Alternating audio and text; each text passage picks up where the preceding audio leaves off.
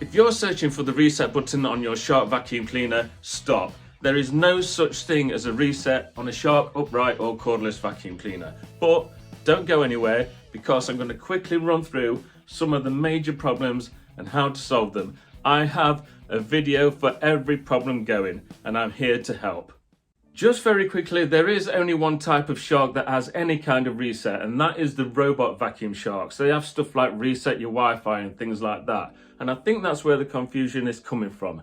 AI-powered websites, blogs and silly videos are now getting people to look for the reset button or reset hacks on their normal standard Shark vacuum cleaner. So don't listen to any of that, and let's get on with finding your problem. The first of the two reasons that you've probably arrived at my video is because you're having floor tool problems. It's not spinning, it's got a red light, it's got flashing lights, it's got no lights at all. These are all curable problems, but the most frustrating thing is not knowing what's wrong. So I've put all my videos in the description. Just look at your symptoms, click on the relevant video, and then you can find out what the problem is.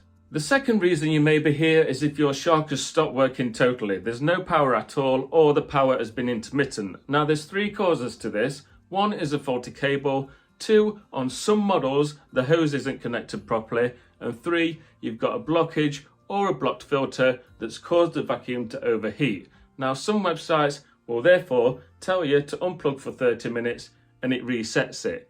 Truth is, that's just the motor cooling down. We need to get to the bottom of what's causing your power loss, and you can do that on the description by picking the relevant video.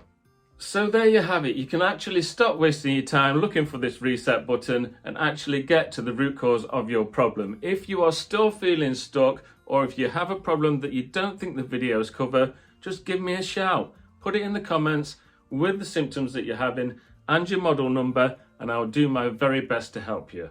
Thank you for watching. I hope you found this video helpful. If you have, please drop me a thank you in the comments. Any comments will help keep the video alive, so it helps more people in the future. This next video is one that YouTube has chosen especially for you.